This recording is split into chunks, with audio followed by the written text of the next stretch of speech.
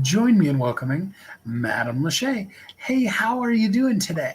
I'm good. How are you? I'm good, thank you. So, your book is called Diaries of a Celebrity Masseuse. Lots of interesting things that are in this story. First, tell us a little bit. Yeah, there's a copy of it. Tell us a little bit about your background and how you got into being a masseuse and doing it for celebrities. Oh, wow. So, I had an accident at the age of 18. It was a very bad accident.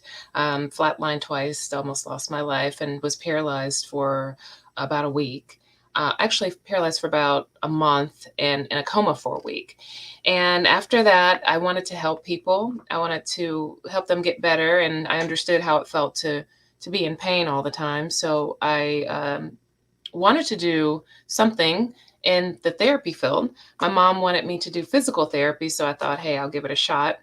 And that started me into evolving into a masseuse because I didn't really know what the difference. And so once I went to school for massage therapy, I started doing it, and it was just really a fluke how I started massaging celebrities because I met a personal trainer who introduced me to a district manager of a big hotel. At the time it was Swissotel. Now it's the Westin.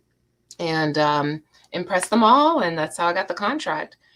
And from there, started massaging celebrities. So, yeah. So you were one of those people that, you call down to the front desk and you say, I'd like to get a massage, and Mhm. you worked there on staff and went and gave massages to whomever, basically in the motel. It started like that, and then I obtained the contract completely because I was the most dependable therapist that always produced. When they called, I came, and then they said, "Hey, can you have the entire hotel contract, and you'll be in charge of the spa and running the entire spa and all the services out of the spa." So that's what it evolved into, and I hired So, therapists. so it sounds like a really cool dream job. Now Mhm. you're in charge of all of the spa services for this, high end hotel and stuff. But it obviously didn't stay that way. What happened? The hotels sell out. 9/11 happened, and that was a big hindrance to everything. After 9/11, the management of Swiss Hotel sold out to the Westin. I don't know if you knew this or not, but Swiss Hotel and Swiss Air were owned by the same company. And when Swiss Air went out of business, Swiss Hotel started to suffer, and they had to sell their management. And that's how it evolved to eventually going into the hands of another hotel ownership. And then they got their own therapists in and did their own thing and got rid of contractors. So then you're just kind of out in the cold without a job. Is that pretty much the way it was? It was like that for a minute, and then I got my own separate office because I had a following, and I've honestly still have customers and clients that I had back then that followed me up until now. But yeah. Mhm. So the cover of your book says, and I've got to ask you this question. It says, "These stories will make Easy. Heidi Fleisch seem like Mother Teresa." So obviously, some um, things happened. I was trying to Oh, think of a more descriptive word. So, I mean, obviously, it must not have been bad enough that it totally scared you away, but some stuff went on. Can you tell us a little bit about that? well, lots of things, of course, happen behind closed doors when people are getting massages. Um, you know, um, I was in my 20s, so of course I wasn't unattractive at all. Still am not, but um, so I had a lot of people to come on to me. I had a lot of propositions. I just saw and heard a lot of things, just being a fly on the wall in the room, waiting to do services. Um, of course, I didn't mention any names in the book because of confidentiality and business, but the stories are what I wanted to get out. It was very important to me to get out the stories because I found myself 10, 15, 20 years later still thinking about a lot of the things that happened. and noticing that it had affected my mindset and how I interacted with the opposite sex as I got older. So I went into therapy, and my therapist said, "Hey, I think it's a good idea if you write about these things." And that's when the book evolved into what it is today. So, any of us that are, old enough, most people probably remember the movie Pretty Woman. Hmm. Um, and that's kind of the dream, right? It's like, and then this wonderfully rich guy is going to fall in love with me, right? Um, I'm sure you got some interesting proposals, but did you ever have a situation where you felt like the guy was going to sweep you off your feet and take you away to his castle in the sky? Well, I did. I had, I did, but I didn't.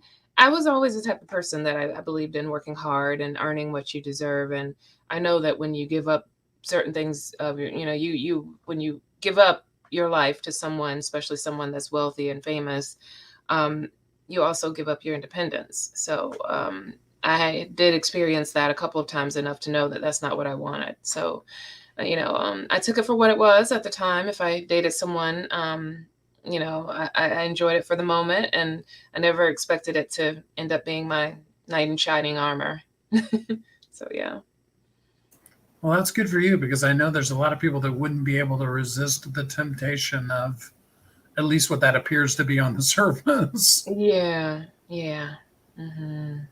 So, throughout the course of it, what did you learn that you wish you could have told the 20-year-old version of you? Hey, this is what you need to know going into this.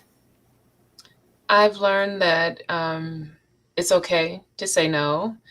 Just because someone has something over your head or has more of an authority figure or more money, or if they're your anyone older than you or whatever, it's okay if you don't feel comfortable with the situation to say, no, I don't want to do this. I don't like this. I'm not happy with this. I'm removing myself from the situation.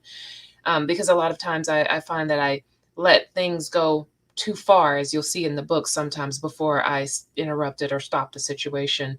In cases whereas I may have been attracted to the person, a person as a person, you can meet someone on a business level and turn it into a relationship if you'd like. But in the cases whereas it was more of too much asserting on to me what they wanted and I wasn't agreeing with it, then I think if I were the younger version of me, I would say no, it's okay. If you don't feel comfortable, that's fine. Money lost is money gained. It comes and go. Mm, for sure. I mean, it's a really intriguing and interesting story, and there are definitely some, really juicy bits in there. But if you had to pick one group of people, I'm assuming you're probably talking to the, 20-ish year old women as Mhm. well and telling them, hey, this is a great career, but watch out for these things. Is that Mhm. is that true? I would say that. I would say, hey, this is a great career. Watch out for both men and women that will give you advances, even couples. You will be looked at as a sex object, unfortunately. Although you will help a lot of people, you will heal a lot of people, you will have to overcome that. And it comes with the territory, it comes with the profession. What does a person do when they're not used to that? When they've never been objectified in that way and it happens to them the first time, how do they prepare themselves for that beforehand? There's no way. There's no way. Um, There's no way to prepare yourself. It's just like when you're young and you want to have your first kiss. So you kiss dolls and you kiss your sister or whatever. You try to figure out how to kiss, but there's nothing like that first kiss because when you do it, it's nothing like the practice. So really, you have to just set your boundaries. You have to really be okay with who you are and understand that if I'm not comfortable with something, I'm not doing it. I'm not going to give it an opportunity to unfold and then let it, out that I don't want it to happen. Sometimes you have to really go in there with an armor, like, okay, this is very professional. And when the conversation starts to veer from that, then you don't talk about anything personal or anything of that matter that'll make them feel like you're comfortable enough that they can approach you in that way.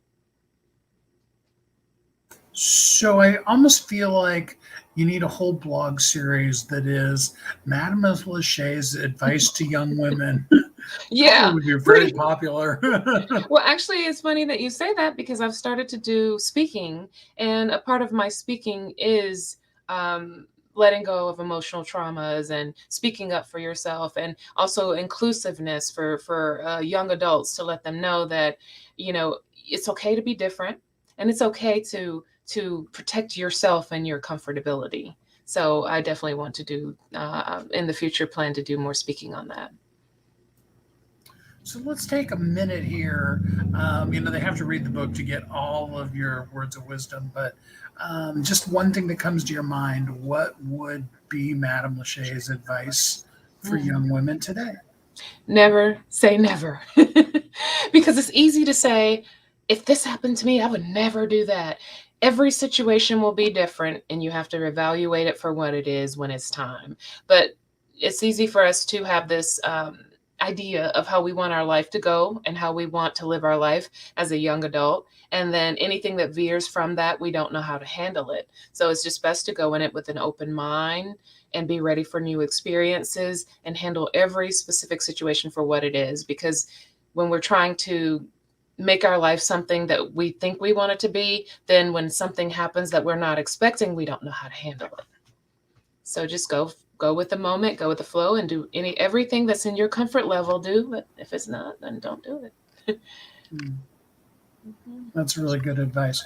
So people who, would like to go deeper with you, have you as a speaker, those kind of things, how can they get in contact with you?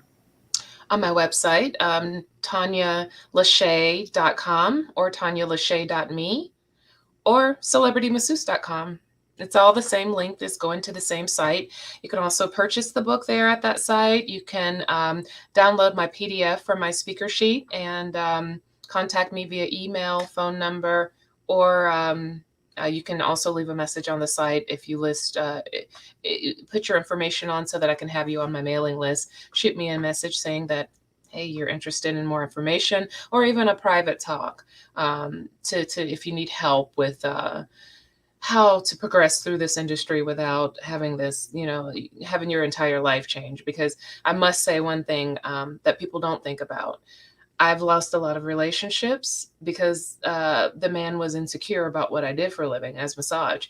A lot of people don't understand that. They don't want you touching on anyone else but them.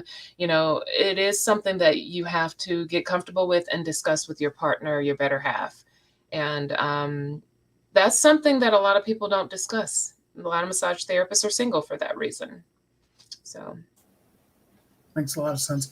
And I know because I have a friend that is, there's a lot of accusations that end up happening that aren't real. It's just that person's insecurity. yeah, yeah. And then also you'll come across some very good looking people when you're massaging. I mean, and they're comfortable with you. You're comfortable with them. You know how they look undressed. So it's like it is an opportunity. If you're looking for someone, you can find someone that way. Of course, that's not what you want to market in your business.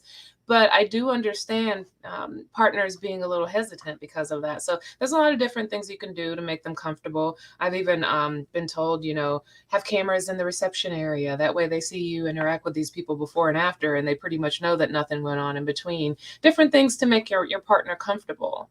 But I do know I am dating now, and in dating, I do find some guys that mention that would be a problem, and they give me ideas on how to make them more comfortable. And I listen and I do it.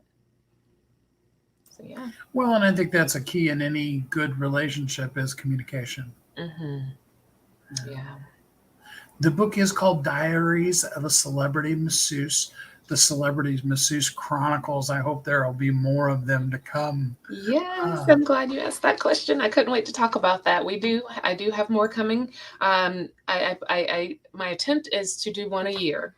It's going to evolve into adding more characters. Of course, Madame Lachey will fade out after the second book. Half of it will be more about my life. And then when I finish that half, then I will be bringing on different characters. I'm very excited about that. I'm bringing on a male therapist's perspective, and I'm bringing on a perspective of a character that she's basically from Yugoslavia, and she was a massage therapist there, migrated here because they were pushed out of their country, and come to America. And her only drawback is that she doesn't have a massage license, and she has to go through the schooling here in America to get that. However, she can't afford it, so she has to work in, I would probably say, underground massage sectors in order to build the money to be a professional masseuse. But most of my characters, you'll see, they're coming from a situation where they are overcoming some type of turmoil. They evolve into the profession due to whatever they're trying to overcome, but then they grow from that and learn a lot, and then they evolve and turn it to a therapeutic profession. But it can start off that, a little in between the lines, the way they have to make themselves through and get themselves to the point that they can be, have their own professional business. But yeah. And I did put the link in the chat for anybody that didn't see it in the description. You can get the book for free today. Excited to do our marketing launch for the book and see it become a bestseller. And I'll be watching it throughout the day. Are there any parting comments that you'd like to give people before we go? No, that, and if one other thing I would like to do too, there are tons of stories. So many people have stories. And just to stick with the title, Celebrity Masseuse Chronicles, Diaries of a Celebrity Masseuse is the first book. The second book will be Memoirs of a Sexy Masseuse. And that because we're going into the lives of other people now, and not just the celebrity masseuse, more of a sexy masseuse, because everybody don't massage celebrities like I had the opportunity to. But the moral of all of the stories are really just people are going to be people. You never know what to expect. Go into life open-minded and ready to deal with every situation as it comes, and enjoy. I mean, that's all you can do. Absolutely. Well, Madam Lachey, I appreciate having you on the show here today. Thank you. Thank you. Oh, and one other